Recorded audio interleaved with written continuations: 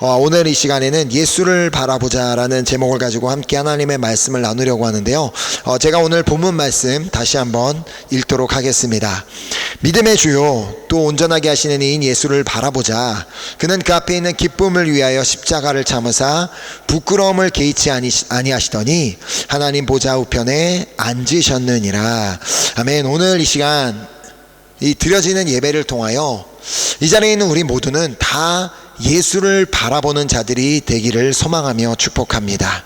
자, 물론 이 자리에 계신 분들은 다 예수님을 믿으시기에 이 예배 자리에 나오셨을 것입니다. 자, 그러나 예수를 믿기에 날마다 예수님을 바라보고 있는 삶을 살고 계십니까? 자, 불어에서는 이 예수님을 바라보다라는 말을 여기서 볼 수 있듯이 ayons les regards sur Jésus, 즉 예수님께 시선을 두는 것이다라고 그렇게 번역을 하였는데요. 제가 이렇게 말씀을 드리는 이유는 예수를 믿는다고는 하지만 예수님께 시선을 두지 않고 신앙생활을 하는 경우가 있기 때문입니다. 자, 그렇다면 여기서 두 가지 질문을 해볼 수 있습니다. 첫 번째로, 왜 예수님께 나의 시선을 두어야만 하는가? 또 한 가지 질문은 어떻게 예수님께 나의 시선을 둘 수 있는가입니다. 자, 먼저 왜 나의 시선을 예수님께 두어야 하는지를 말씀을 드리도록 하겠습니다. 자, 그 이유가 오늘 본문 말씀에 있는데요. 다시 읽어보겠습니다. 믿음의 주요 또 온전하게 하시는 이인 예수를 바라보자. 그는 그 앞에 있는 기쁨을 위하여 십자가를 참으사 부끄러움을 개의치 아니하시더니 하나님 보좌 우편에 앉으셨느니라. 자, 우리가 그 예수님을 바라봐야 하는 이유는 예수님이 믿음의 주요 또 온전하게 하시는 분이기 때문입니다. 자, 믿음의 주라고 할 때 주로 번역된 헬라어 아르케곤이라는 단어는 왕이나 주 혹은 저자라는 의미를 가지고 있는 단어입니다. 자, 그러니까 오늘 내 안에 믿음이 있다면 그 믿음은 나로 말미암은 것이 아니라 그 믿음의 저자가 계시고 그 믿음의 주인이 계시다는 말입니다. 자, 예수님이 바로 우리가 가지고 있는 믿음의 저자이시고 또 우리의 믿음의 주인이십니다. 자, 그리고 그 예수님께서 우리의 믿음을 온전하게 하시고 또 완성하여 주십니다. 자, 그렇다면 예수님이 나에게 믿음을 주셨고 또 그 믿음을 온전하게 하신다면 나는 아무것도 하지 않아도 되는 것인가? 아닙니다. 오늘 본문을 보면 우리는 믿음의 저자이자 주인이시며 또 믿음을 온전하게 하시고 완성하시는 예수님을 바라보아야 한다라고 말씀하고 있습니다. 왜냐하면 예수님을 바라보아야지만 내 안에 있는 믿음이 자라서 온전하게 되는 단계에 이를 수 있기 때문입니다. 자, 내가 수동적으로 있는 한, 아무것도 하지 않고 있는 한 내 안에 있는 믿음은 당연히 자라지 않습니다. 자, 그러나 내가 능동적으로 계속해서 주님을 바라보며 나의 시선을 예수님께 둘 때 나의 믿음은 계속해서 자라나게 되고 결국 예수님께서 그 믿음을 완성시켜 주시는 것입니다. 자, 믿음이 완성된다는 것이 무엇을 의미하는지를 베드로전서 1장 9절이 말씀하고 있는데요. 믿음의 결국 곧 영혼의 구원을 받음이라. 자, 그러니까 온전한 믿음이란 내가 구원을 받고 천국에 들어갈 것에 대한 기쁨이 있기 때문에 부끄러움을 개의치 않고 십자가를 참는 단계에 이르는 믿음을 말하는 것입니다. 예수님께서 완성하여 주시는 믿음은 그 어떠한 박해를 받는다 할지라도, 그 어떤 환난을 당하게 된다 할지라도, 심지어 죽음의 위기 앞에서도 결코 주 예수 그리스도를 버리지 않는 믿음이라는 말입니다. 자, 그렇다면 오늘 나는 현재 이 믿음이 나에게 있습니다라고 자신 있게 말씀하실 수 있는 분이 계신가요? 지금 여기서 말하는 박해는 그냥 예수님을 믿는다고 해서 조롱을 당하거나 욕을 먹는 수준을 말하고 있지 않습니다. 실제로 매를 맞고 예수를 믿는다는 것 때문에 감옥에 갇히며 죽음의 문턱에 이를 수 있는 그런 박해를 말합니다. 한번 사도 바울이 경험한 그 박해를 보시면서 나에게는 과연 이러한 박해를 견뎌낼 만한 믿음이 있는지를 자가 점검해 보시기 바랍니다. 먼저 고린도후서 11장 23절 보면 그들이 그리스도의 일꾼이냐 정신없는 말을 하거니와 나는 더욱 그러하도다. 내가 수고를 넘치도록 하고 옥에 갇히기도 더 많이 하고 매도 수없이 맞고 여러 번 죽을 뻔하였으니, 바울은 단 한 번도 자신이 저지른 범죄 때문에 갇힌 적이 없습니다. 그는 매맞을 일을 한 적도 없고 죽임을 당할 이유가 전혀 없었던 자였습니다. 자, 그런 그가 구체적으로 어떤 박해를 경험했는지를 이어서 말하고 있는데요. 유대인들에게 40에서 하나 감한매를 5번 맞았으며 3번 태장으로 맞고 1번 돌로 맞고 3번 파선하고 일주야를 깊은 바다에서 지냈으며 여러 번 여행하면서 강의 위험과 강도의 위험과 동족의 위험과 이방인의 위험과 시내의 위험과 광야의 위험과 바다의 위험과 거짓 형제의 위험을 당하고 또 수고하고 애쓰고 여러 번 자지 못하고 줄이며 목마르고 여러 번 굶고 춥고 헐벗었노라. 나는 과연 이 천국에 대한 소망이 있고 그곳에서 누리게 될 기쁨이 있음을 알기에 바울처럼 예수님이 당하셨던 그러한 고난에 동참할 자신이 있으십니까? 수없는 이 위험을 당하면서, 목숨의 위협을 당하면서까지도 끝까지 포기하지 않고 이 믿음의 길을 갈 자신이 있냐는 말입니다. 우리 스스로는 도무지 감당할 수 없는 박해입니다. 그러나 우리가 계속해서 우리의 시선을 예수님께 둘 때 예수님께서는 감당할 만한 온전한 믿음을 허락하여 주실 줄 믿습니다. 자, 유명한 바울의 고백이 있지 않습니까? 빌립보서 4장 13절에 내게 능력 주시는 자 안에서 내가 모든 것을 할 수 있느니라. 그것이 하물며 매를 맞는 일이라 할지라도, 감옥에 갇히는 일이라 할지라도, 목숨의 위협을 당하는 일이라 할지라도 내게 능력 주시는 자 안에서 다 할 수 있다라고 바울이 고백할 수 있었던 이유는 그가 예수님을 바라보는 삶을 살았기 때문이지 않았겠습니까? 자, 그에게 어떤 다른 능력이 있어서가 아니었습니다. 주님께서 친히 그에게 능력을 주셨기 때문에 가능했던 것이었죠. 자, 그리고 그 능력은 그가 주님을 바라보았기 때문에 받을 수가 있었습니다. 자, 그래서 역대하 16장 9절 초반부 말씀을 보면 여호와의 눈은 온 땅을 두루 감찰하사 전심으로 자기에게 향하는 자들을 위하여 능력을 베푸시나니. 자, 여호와 하나님께서 온 땅을 두루 감찰하시다가 누구에게 능력을 베풀어 주신다고요? 전심으로 자기에게 향하는 자들에게, 전심으로 주님의 마음을 드리는 자에게 베풀어 주신다고 말씀하고 있습니다. 자, 우리의 마음이 있는 곳에 우리의 시선이 자연스럽게 향하게 되어 있습니다. 자, 예를 들어 내 마음에 좋아하는 사람이 생기게 되면 나의 시선은 자연스럽게 그 사람을 향하게 되어 있습니다. 아무리 많은 사람들이 모여 있다 할지라도 내가 좋아하는 그 사람에게만 눈이 가게 되어 있습니다. 자, 그렇다면 하나님께서 온 땅을 두루 감찰하시는 이유가 뭐겠습니까? 온 땅에 당신이 사랑하는 자들로 가득하기 때문에, 그래서 당신이 사랑하는 자들을 보기 위해 온 땅을 두루 감찰하시는 것입니다. 자, 그러다가 그분과 눈이 마주치는 자에게 너 나 바라보고 있었구나 하며 능력을 베풀어 주신다는 것입니다. 자, 그런데 나의 시선이 항상 다른 곳에 고정이 되어 있다면 하나님은 관심도 없고 하나님보다 더 사랑하는 것만, 늘 그것만 바라보고 있고 지금 내 삶의 문제가 너무 커서 그 문제만을 바라보고 있으면 나는 결코 주님의 눈과 마주치게 될 일이 없겠죠. 자, 그러므로 오늘 나에게 중요한 것은 나의 시선을 주님께 두는 것입니다. 자, 그럼 여기서 아까 했던 두 번째 질문입니다. 어떻게 보이지 않는 예수님께 나의 시선을 둘 것인가?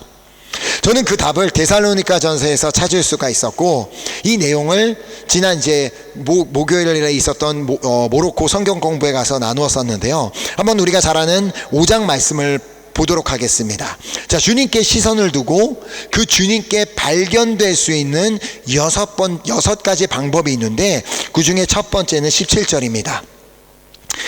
데살로니가전서 5장 17절, 쉬지 말고 기도하라. 자, 주님께서 온 땅을 두루 감찰하시다, 온 땅을 두루 바라보시다가 주님께서 찾으시고 능력을 베푸시는 자의 첫 번째 유형은 쉬지 않고 기도하는 자입니다. 자, 쉬지 않고 기도하는 자야말로 전심으로 주님을 향하는 자, 즉 자신의 시선을 주님께 고정한 자이기 때문입니다. 자, 쉬지 않고 기도한다는 말의 의미는 내가 어디에 있으나 하나님께서 나와 함께 하심을 믿으며, 내가 어디에서 기도를 한다 해도 나의 기도를 들으심을 믿기 때문에 전심으로 하나님께 자신의 삶을 맡겨드리는 자이기 때문입니다.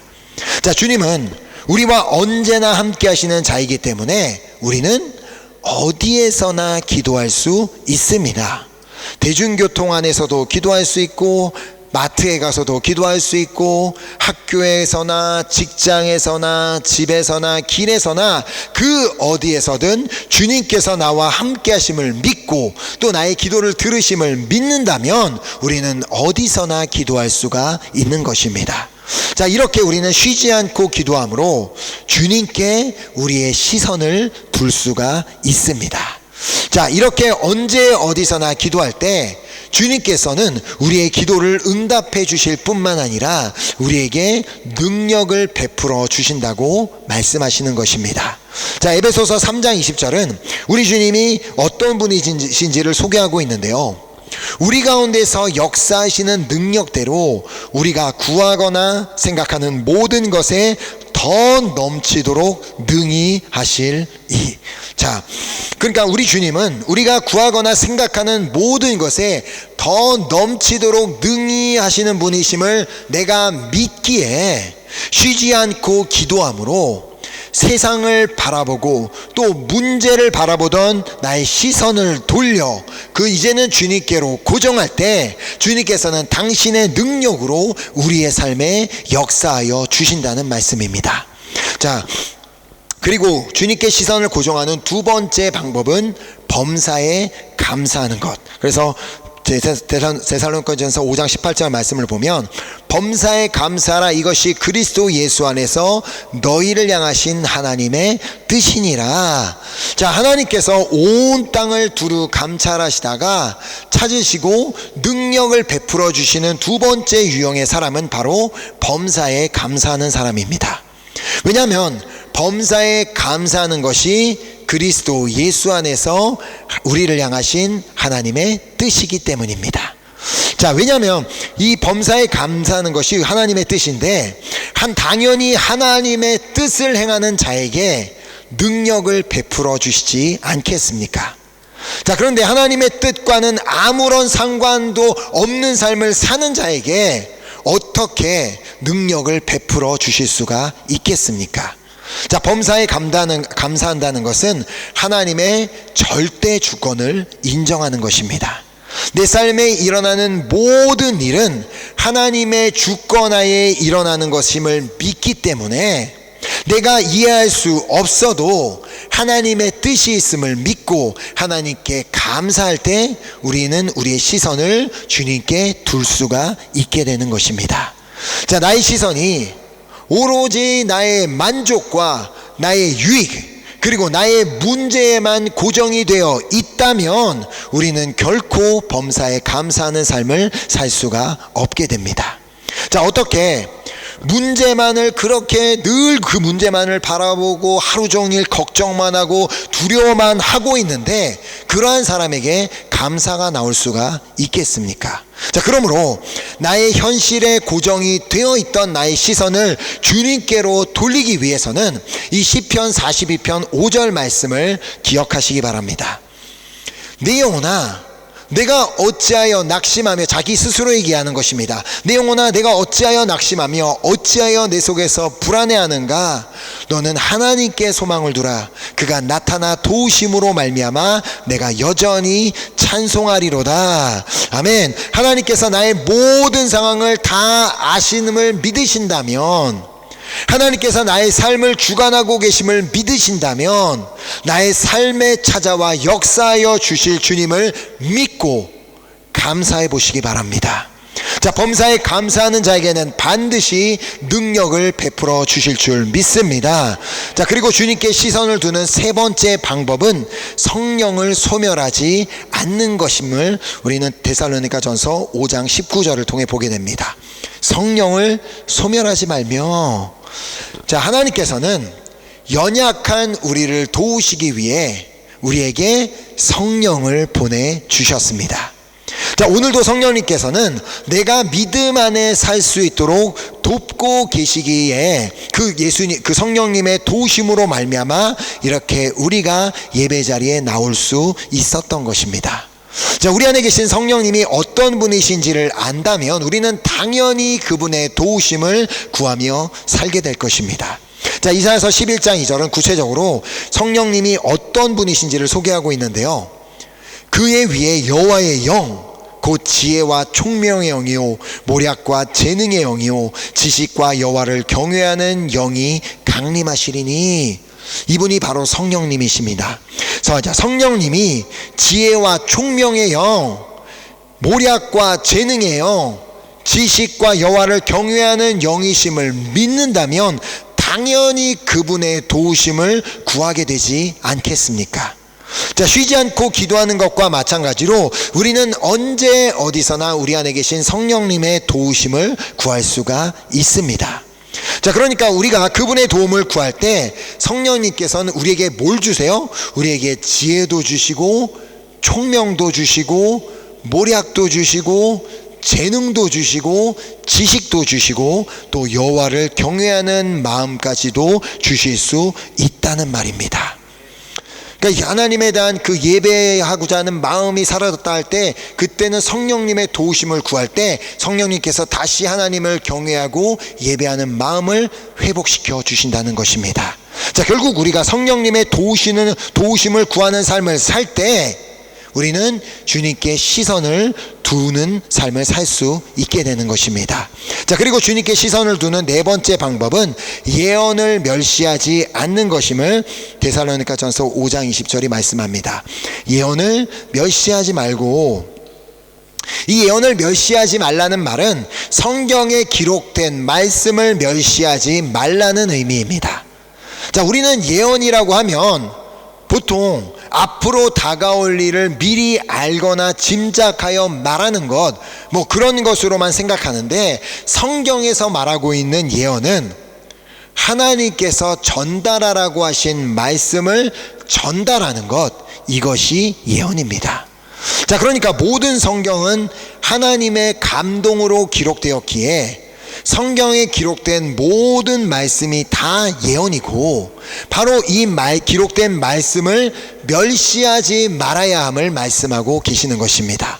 자, 주님께 나의 시선을 두는 것은 의외로 간단하다는 것을 깨닫게 되는데요.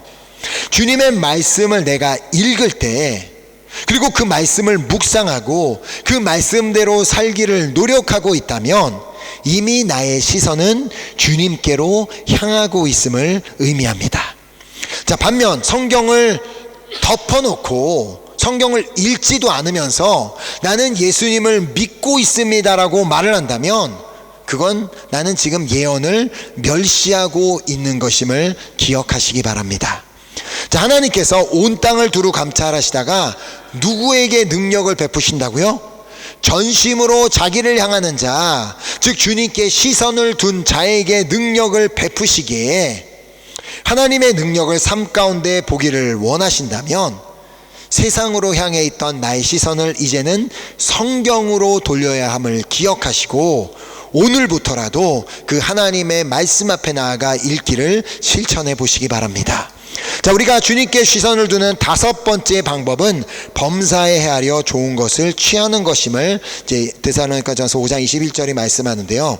자, 범사에 헤아려 좋은 것을 취하고, 즉 내가 하려는 모든 말과 행동이 과연 하나님을 기쁘시게 하는 말과 행동인지를 판단하여 보아야 한다는 말입니다. 자, 에베소서는 다음과 같이 말씀합니다. 주를 기쁘시게 할 것이 무엇인가 시험하여 보라. 어떻게 하면 내가 조금 더 기쁘고 더 행복한 삶을 살아볼까라는 그런 고민이 아니라, 나는 어떻게 하면 주님을 더 기쁘시게 할 수 있을까라는 그런 고민을 하고 산다면 나의 삶에 행복과 기쁨은 따라오게 되어 있습니다. 자, 그런데 그 순서를 자꾸 반대로 하니까, 먼저 나의 삶의 행복을 찾으려고 그러고 기쁨을 찾으려고 하니까 결코 찾을 수가 없는 것입니다.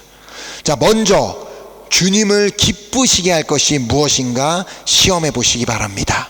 오늘 나는 어떻게 하면 주님을 기쁘시게 할 수 있을까?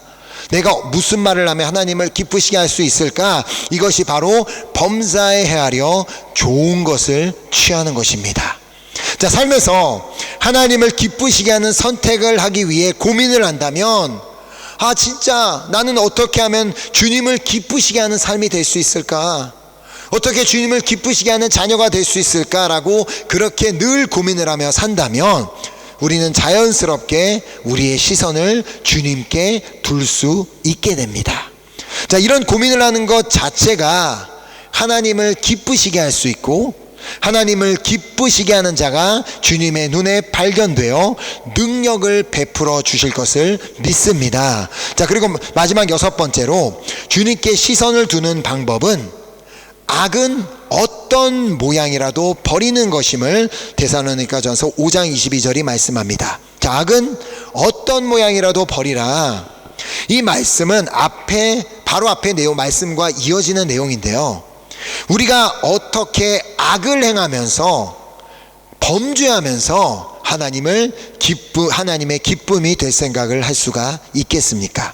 자, 하나님이 보이지 않는 게 아니라 우리의 죄로 인해 하나님을 보지 못하게 된 것이라고 이사야서가 말씀하고 있습니다. 이사야서 59장 2절에 오직 너희 죄악이 너희와 너희 하나님 사이를 갈라놓았고 너희 죄가 그 얼굴을 가리어서 너희에게서 듣지 않으시게 함이니라. 자, 우리와 하나님 사이를 갈라놓는 죄악은 어떤 모양이든지 버리기를 힘써야 하는데, 그게 하물며 내가 하는 말 한마디라도 정말 그것을 버리기를 힘써야 하는데, 이 역시도 우리 스스로에게는 쉽지 않은 일이기 때문에 앞서 보았던 것처럼 성령님의 도우심을 구해야 하는 것이고 쉬지 말고 기도해야 하는 이유입니다. 자, 악은 어떤 모양이라도 버리라는 말씀을 기억하고 또 이 말씀을 지키려고 하다가 보면 자연스럽게 나의 시선은 주님께 고정이 될 수밖에 없습니다. 자, 나의 시선을 그냥 온통 세상에 늘 두고 있으면서, 그냥 나의 시선을 내가 좋아하는 것들에만 두고 있으면서, 나의 시선을 온통 나의 문제에만 두고 있으면서 나는 결코 죄와 멀어질 수는 없기 때문입니다. 자, 오늘 주님께서는 우리의 시선이 주님께로 고정되기를 원하고 계십니다. 주님께서 나에게 믿음을 주시고 또 그 믿음을 온전하게 하여 주시기 위해, 또한 능력을 베풀어 주시기 위해 당신께 나의 시선을 두라고 말씀하고 계십니다. 자, 이제 그 주님의 마음을 알아 나의 시선을 주님께로 고정하기 위해 6가지 뭘 해야 된다고요? 쉬지 말고 기도하고, 범사에 감사하고, 성령님의 도우심을 구하고, 말씀을 가까이 하며, 하나님을 기쁘시게 할 것이 무엇인가를 고민하며, 죄와 멀어지기 위해 죄와 싸워 나간다면 온 땅을 두루 감찰하시는 그 주님의 눈에 발견되어, 저 죄 봐라, 나를 이렇게 바라보고 있잖아 하면 그 주님의 눈에 발견되어 우리의 삶에 주님의 능력을 보게 될 줄 믿습니다. 자, 오늘부터 세상으로 향하였던 나의 시선, 나의 문제에만 고정이 되어 있던 나의 시선을 주님께로 돌림으로 말미암아 주님께 능력을 받아 앞으로 어떤 핍박과 환난을 만나게 된다 할지라도 그것을 견디어내고 승리하여 결국에는 천국에 이르는 온전한 믿음을 소유하게 되는 여러분과 제가 될 수 있기를 예수 그리스도의 이름으로 축복합니다. 아멘. 이 시간 우리 귀한 결단을 가지고 우리 함께 찬양 드리고 우리 기도하는 시간을 갖도록 하겠는데요, 오늘 우리가 받은 말씀을 우리가 기억하며 어떻게 해서든 정말 주님, 이제는 나의 시선이 다른 곳을 향하지 않고 나의 문제를 향하지 않고 내가 좋아하는 세상 것들에 두지 않고 정말 늘 나의 시선이 주님 앞에만 있게 되기를 간절히 소망합니다. 그래서 나의 믿음은 그냥 무늬만 있고 말만 그런 믿음이 아니라 정말 예수님께서 온전하게 하여 주신 그 진짜 믿음을 소유한 자가 되기를 소망합니다. 그래서 정말 나의 시선을 주님께 두고 전능하신 정말 내 삶에 살아계신 주님을 늘 바라보며 그 주님 안에서 행복과 기쁨을 누리는 삶을 살기를 원합니다라는 그 결단을 가지고 우리 함께 찬양하고 우리 기도하도록 하겠습니다.